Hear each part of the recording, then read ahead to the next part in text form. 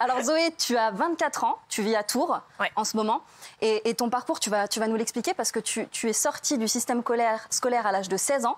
Tu as enchaîné les petits boulots. Et là, ça fait 1 an que tu galères beaucoup plus que ce qui t'est arrivé précédemment. Est-ce que tu peux nous dire déjà pourquoi, à 16 ans, tu t'es dit « le lycée, j'arrête, c'est pas pour moi ». En fait, je me retrouvais pas du tout dans le système scolaire. Déjà, tout ce qui est théorie, ça a toujours été compliqué pour moi. Je préférais la pratique. J'étais beaucoup plus à l'aise dans les matières où je pouvais utiliser mes mains, ou alors quand je sentais que ça m'apportait quelque chose directement. Et en plus, pour moi, ça se passait très très mal avec les autres élèves. C'était très très compliqué. J'étais très en décalage avec les gens de mon âge. J'ai eu une année de harcèlement corsé, donc déjà, bon, ça m'a calmée. Après, je suis allée au lycée et je me suis dit que, comme je connaissais beaucoup moins de gens, ça allait être plus cool. Et en fait, j'ai vu aucune différence avec le collège. Je voyais vraiment pas l'intérêt d'y aller. Du coup, j'ai attendu quand même 16 ans et de faire une deuxième seconde au cas où, parce que bon, faut quand même rien lâcher. Je me suis dit, on va quand même essayer d'aller jusqu'au bout. Mais ça n'a pas trop marché. Et du coup, en fait, je suis partie pour travailler directement, trouver des petits boulots, parce que ça me correspondait beaucoup plus. Et à 16 ans, sans diplôme, donc avec quand même ta motivation et ta détermination, qu'est-ce qu'on trouve comme petit boulot Il y avait un peu de tout. Souvent, c'est des petits boulots de 1 ou 2 heures. Ça a été beaucoup de babysitting dans un premier temps. Bien sûr. Je faisais aussi beaucoup les courses pour les personnes âgées. Moi, j'aimais bien. Enfin, c'était du contact, quoi. Donc, c'était super cool. Je faisais aussi des promenades de chiens. Et aussi, j'ai fait quelques petits boulots dans la grande distribution. Mais c'était compliqué parce que comme je n'étais pas encore majeure, il y avait beaucoup de choses que je ne pouvais pas faire. Par exemple, être en caisse, etc. Donc, c'était un peu plus de rayon. Et puis, après, ça, c'était du coup quand j'étais à Nantes. Et après, je suis arrivée à Tours, en fait, avec le Covid, en même temps. J'ai travaillé 6 mois en tant qu'hôtesse de caisse au Super U, pas loin de chez moi. Oui, c'est ça. Tu es arrivée à Tours avec ton copain début 2020, du coup, après avoir enchaîné des petits jobs. Ok, c'est ça. Pile en mars, voilà. Ok. Et en fait, après ces 6 mois, je pensais que je retrouverais un travail très facilement, même pas exceptionnel, parce que j'avais jamais eu trop de difficultés pour ça, ça se faisait bien.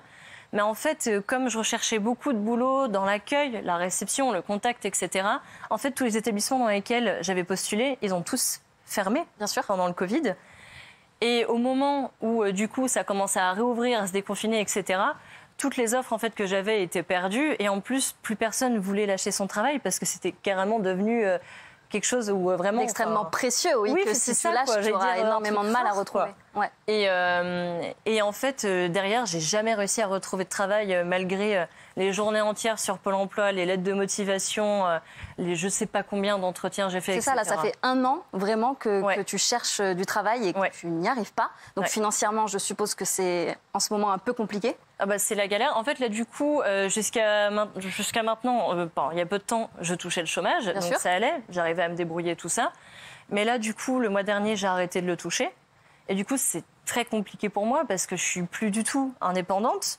Je suis limite en train de vivre au crochet de mon copain et c'est difficile en fait au quotidien, quoi. Enfin, moi, j'envisage pas du tout ma vie comme ça. Et en plus, je suis pleine de motivation, donc c'est hyper rageant de se dire mais je demande que ça, de travailler et d'être dans le contact parce que je sais que j'ai des choses à apporter, mais on me donne pas l'opportunité. Et comment ça se passe, les lettres de motivation que tu envoies, les CV que tu envoies, c'est sans réponse ou réponse négative, du coup? Les 3/4 du temps, c'est sans réponse. Ah ouais. Donc déjà, quand j'ai une réponse négative, je me dis, ils ont répondu. Ah oui, déjà, c'est sympa. Déjà, merci de m'avoir répondu. Oui, d'accord. C'est ça. Et en fait, j'ai eu pas mal de réponses de gens qui disaient qu'ils étaient très intéressés par mon CV, mais qu'en fait, financièrement, depuis le Covid, pour eux, c'était très compliqué. Et qu'en fait, ils étaient en train de licencier. Et que du coup, ils pouvaient juste pas me prendre, se sont retrouvés dans ce cas-là. Beaucoup de réponses comme ça. Pour les restaurants aussi, où c'est compliqué. Il y en a beaucoup qui ont fermé. Et voilà. Et enfin, il y a plein de fois où j'ai pas eu de réponse du tout, en fait. Et ce soir, sur ce plateau, en direct, est-ce que tu as un message à faire passer justement aux recruteurs, aux patrons sur ton cas personnel, mais pour aussi tous les gens qui nous regardent? Prenez-moi.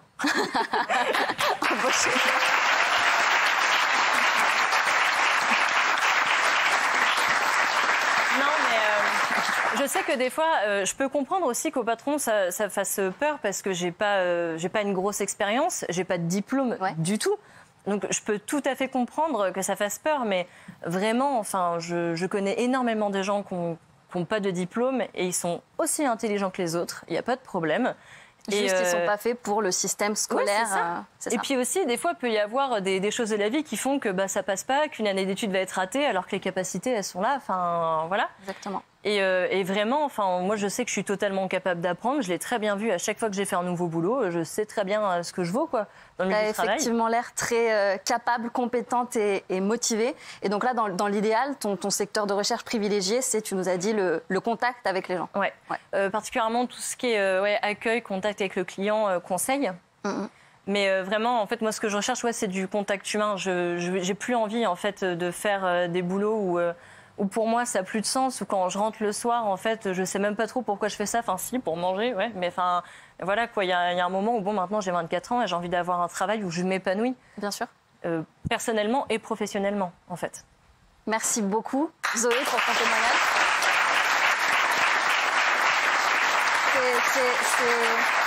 C'est très clair. Je pense que tu représentes une partie de la population, justement, comme tu l'as dit, sans diplôme, mais extrêmement compétent, capable, autodidacte, même un petit peu. Et que ça résonne chez beaucoup de nos téléspectateurs. Ton témoignage a également résonné très particulièrement chez la personne que je vais te présenter immédiatement et qui va nous rejoindre sur le plateau. Il s'agit de Maude Bailly.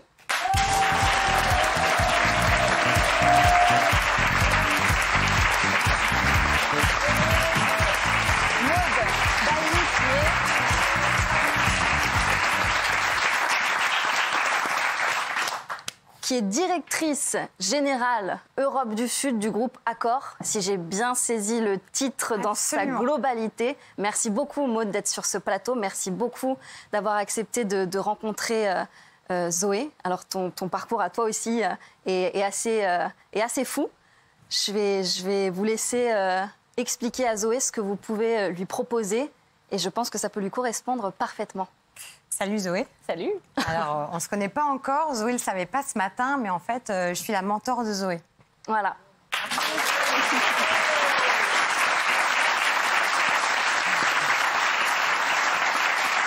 J'ai de la chance. Pas de chance. Je disais l'inverse. Moi, je crois beaucoup à deux choses. Et merci Agathe de m'avoir invitée. Un, je crois qu'il faut traduire les mots en actes. Et en fait, le groupe Accor, qui est un groupe hôtelier, le premier groupe hotelier en France, si je peux me permettre de le préciser, et en Europe. Notre métier, c'est l'accueil, c'est les gens, c'est le conseil, et c'est prendre soin des gens, c'est l'hôtellerie, en fait, l'hospitalité. Et donc, dans le cadre du Covid, on a souffert de la crise, comme beaucoup d'autres secteurs, mais on a été résilients, et aujourd'hui, l'activité repart. Et en juillet, on a signé une tribune avec le gouvernement, le haut-commissaire à l'emploi, qui s'appelle « Un jeune, un mentor ». Et moi, j'aime bien faire suivre les mots d'actes, et donc je suis là aujourd'hui. Zoé, pour toi, parce qu'on va traduire en actes avec mon codir sur toute l'Europe du Sud la démarche, parce qu'on pense qu'il faut donner un coup de pouce aux jeunes, que c'est galère aujourd'hui de trouver un job, qu'on a eu de la chance, nous, et qu'il faut qu'on rende. Et à chaque fois qu'on aura la possibilité d'aider, voilà, on le fera et c'est un engagement hyper fort du groupe et moi, à titre plus personnel. Donc, je vais t'aider. Merci. Deuxio, je ne crois pas à la fatalité. Et je sens beaucoup d'énergie, de niaque, de courage. Voilà, on sent que ça a été parfois dur, mais je crois beaucoup au fait qu'on est tous des résilients, qu'on sort peut-être plus fort. Je vois beaucoup de qualités que tu as pour l'hôtellerie. L'hôtellerie, c'est un métier de cœur, c'est un métier de passion. Il faut aimer les gens, il faut les surprendre. Aucun jour se ressemble. Et sur Tours, où tu es depuis Nantes, on a une quinzaine d'hôtels. J'ai déjà parlé à certains propriétaires et certains directeurs d'hôtels seront ravis de t'écouter. Et moi, je serai là à tes côtés pour te dire voilà, ce qui me semble le mieux pour toi. Et je serai là en soutien, en bienveillance. Et si on pouvait juste faire chacun, tous, à notre petit niveau, ça, si ça pouvait devenir viral, je pense que voilà, ça ferait du bien aussi à notre beau pays, quoi. Donc, je suis ravie.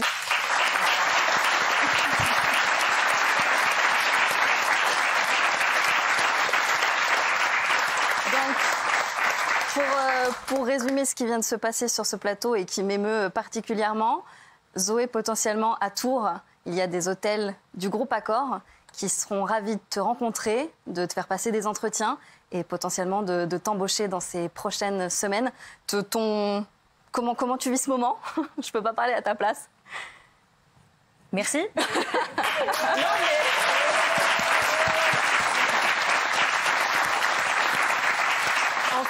merci surtout à des personnes comme vous d'exister parce qu'il est certain qu'il n'y en a pas assez.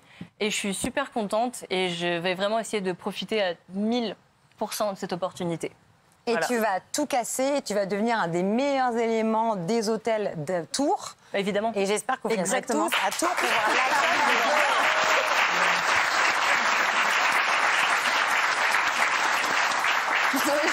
Zoé, je peux t'assurer que le jour de ton embauche, je viens passer une nuit, un week-end, si je peux, à Tours, que je ne connais pas. Et la production et mon équipe qui a travaillé sur la préparation de cette émission ont retenu aussi un élément de ton profil qui les a interpellés et qui est très vrai. C'est que tu es jeune, effectivement sans diplôme, mais aussi sans permis. Et que c'est très compliqué quand en plus on n'est pas véhiculé, motorisé, d'attirer l'œil des recruteurs. Donc sache que notre production a un partenariat avec Ornicar qui t'offre le permis de conduire et qui va te permettre de terminer. Tu avais déjà commencé à...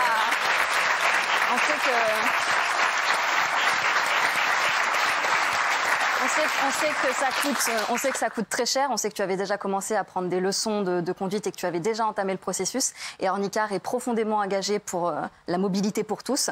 Donc si tu peux en profiter, ce sera avec grand plaisir. Merci beaucoup. Trop bien.